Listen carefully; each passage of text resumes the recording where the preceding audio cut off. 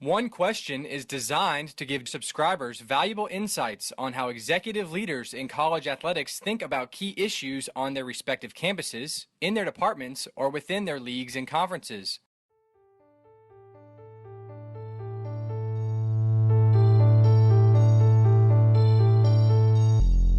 Greetings, this is Ty Brown and welcome to One Question, where we highlight executive leaders in college athletics. I'm here at the 2018 Collegiate Strength and Conditioning Coaches Association, the National Conference, and I'm joined by Garrett Rowland. Garrett is in his second year as head strength and conditioning coach at Lee University. Greetings, Garrett. Hey, thanks, Ty. Thanks for having me on. Now, Garrett, you've been in the profession roughly 8 years, down at Lee University, down in Tennessee.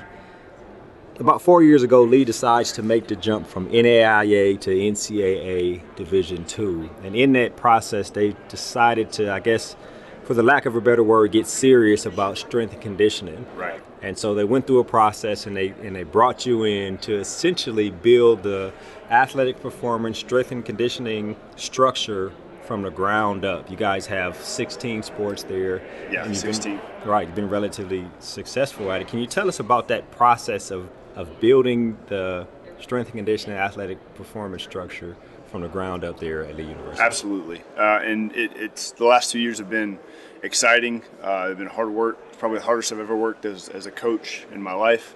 It's been rewarding, and at times it's kind of made me want to pull my hair out a little bit. But I'm lucky to have a great support staff. My coaches are awesome to work with. My AD, our athletics, it's been a great opportunity. And starting off, it was just kind of laying the foundation. You got to have a plan. You got to have a plan. If you have to have a vision, I would say, to know where you want to go. So, in my initial interview, I had a 5-year plan layout. This is what I want it to look like year one. We're going to get in. We're going to change a few things to make the weight room setup functionality better for our athletes, for the way that I want to kind of do things. They were willing to allow me to have a little bit of a budget to bring in some new things, move some stuff around, just so it could flow better for our athletics. So that was kind of the initial stage and what I wanted it to look like. And then each year it's just kind of progressive from there on adding this or adding that, or adding technology that can help progress our athletes and help innovate in innovative ways that we can kind of understand and educate the coaches on how do we get better as coaches, how do we get better as individuals. And I think that educating the coaches is a big thing too, because not having a strength coach to having a full-time strength coach, there's the term strength and conditioning. There's kind of an underlying theme of what people kind of vision from that word. A guy who's going to come in and yell and holler and scream, and it's not always that case. And I kind of had to educate them on my process, how I coach, how I program, how I develop athletes. I think developing is kind of the word that people tend to gravitate to now. You want to develop kids the right way for the sport. You have to have your coaches on board for it to work. So that was a big part of it too, is educating those coaches on how you can make my job easier, but how I can help to make your job easier as well. I'd imagine the steps you had to take, right? You mentioned in the interview, and you had to come in and convince the athletic directors and the other powers that be, like, this is the vision I have and this is what I want to implement. But then you had to meet with each individual coach and explain how everything doesn't work for every athlete, and that sport took whatever specificity it took. So you had to explain to each individual one. You just went into it a little bit, but did it take long for them to buy into what you were trying to explain to them? How was that?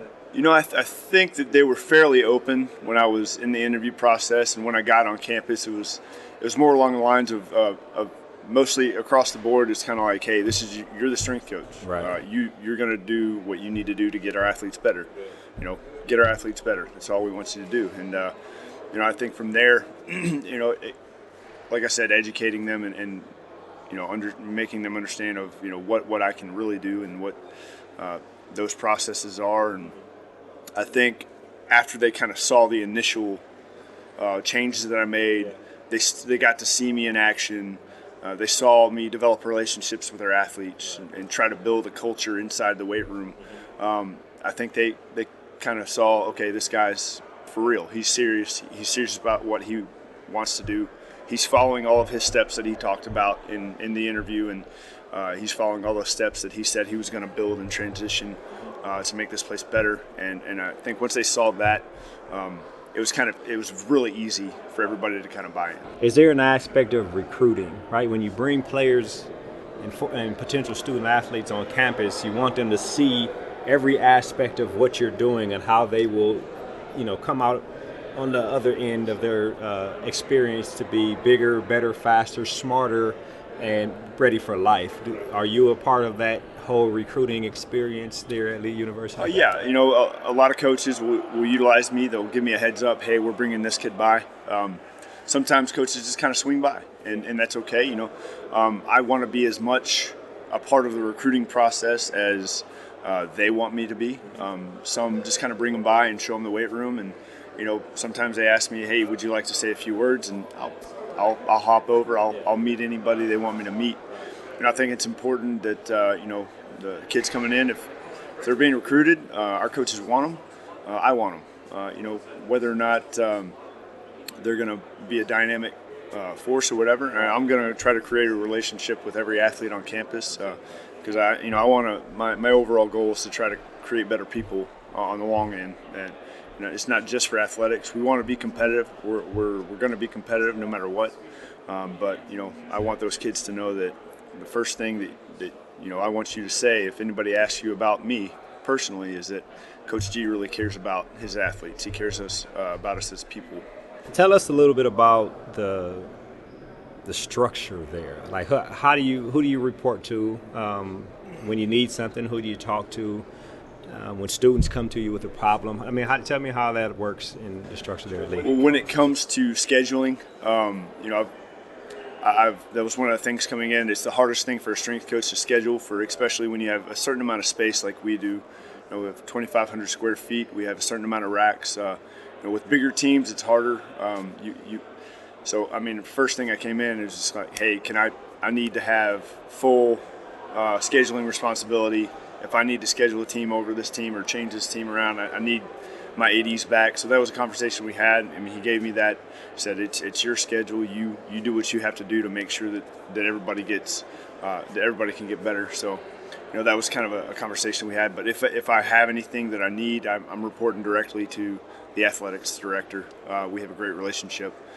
He loves his coaches. He takes care of us. So it's one thing that I'm really appreciative that I have a great AD to work with, somebody who cares about his coaches as people first, but then also he cares about them on a coaching level as well. So the trend we see now is athletic performance and strength and conditioning report to a sport administrator who's kind of over the whole health and well-being aspect, whether athletic training, mental health. Is there some type of collaboration there on campus there at Lee? Yeah. Oh, absolutely. It's all for the athletes, and we have a great relationship, and I think that's another thing that at Lee University is a good example of, we're stepping in the right direction. I came in, and, the head athletic trainer was part of the interview process, and, I think that, they wanted to hire somebody who was going to work with them, not against them. And I think that sometimes in the field of strength conditioning and with athletic training, sometimes you have strong opinions, and sometimes those opinions kind of get personal. And I think that, me coming in, I have opinions, but I'm also willing to put myself in other people's shoes, listen. They know what they're doing on their side of the room, and I know what I'm doing on my side. How can we work together to make it beneficial for our athletes? Right. That's the most important thing. It is. In the end, every move that we make as sport administrators, coaches in the profession and industry, we should be asking ourselves, is what we're doing good for the student athlete? Exactly. And it sounds like you guys do that well there. Now, when you came in, you talked about a 5-year plan. You're in year 2. How do you feel about the direction you're going in terms of executing that 5-year plan? Sure. Yeah. We're cranking right along. In fact, you can have a plan, and things often change, right? So, I mean, I think I've gone back this last semester, and I continue to go back and look, and we adjust that plan. So, the first plan was step 1, step 2, step 3, so on and so forth. I think I've been able to jump to year 2, year 3 kind of prematurely just because I've been able to get so many things done. And I think that's a testament to the athletics program as a whole and their ability and their willingness to give me what I need so far. So, it has worked so far, and I don't see it going in any other direction. Deviating too far from what you planned. Well, it seems like it's working there. You guys have been relatively successful, I assume, with what you've been implementing. Tell me about some of the things that you've been able to accomplish in athletics. Yeah, I mean, again, going from NAIA to Division II, you make that jump. There's a lot of different rule changes that happen with the NCAA. I think that's the biggest thing the coaches have had to adjust to, but we have still been very successful at the Division II level. I mean, this year, we're in contention for the Gulf South Conference All-Sports Trophy, potentially taking the women's side, potentially being top 3 in the men's and hopefully top 3 overall. So when you look at that and you look at the level of competition that's already in the Gulf South Conference the teams that are around the Gulf South Conference, you got West Florida, you got Valdosta, you got West Al, West Georgia, Delta State. I mean, all those teams, Mississippi College. You have a lot of great teams that are around that you kind of hold a light to, and if we're competing with them and we can show that we're winning some conference championships, then it's definitely a place that has grown quickly, and it's something that I don't see it kind of shutting down. We've had regional championships out of men's and women's men's and women's cross country. We just had our first women's soccer Gulf South Conference championship. Our baseball team played for the men's the baseball Gulf South Conference championship yesterday. Hats off to Mississippi College. They took over, but it's an exciting time, and I think our coaches can see the brand of athletics that we're building at this level, and I think they're excited about it, and so am I. Excellent. Well, this has been a great conversation here. It's very interesting and exciting to see what you guys are doing down there at Lee University. I just want to thank you for joining us here on One Question. Hey, thank you. Thank you. That was Coach Garrett Rowland. He's the head strength and conditioning coach at Lee University. He has helped them make the transition from NAIA to Division II. They started the strength and conditioning program and hired them on to help them do it, and they've been very successful over the last couple of years. And this is Ty Brown with One Question. And keep in mind, the role of a leader is to create and maintain an environment that people want to be a part of. And as always, be better tomorrow than you are today.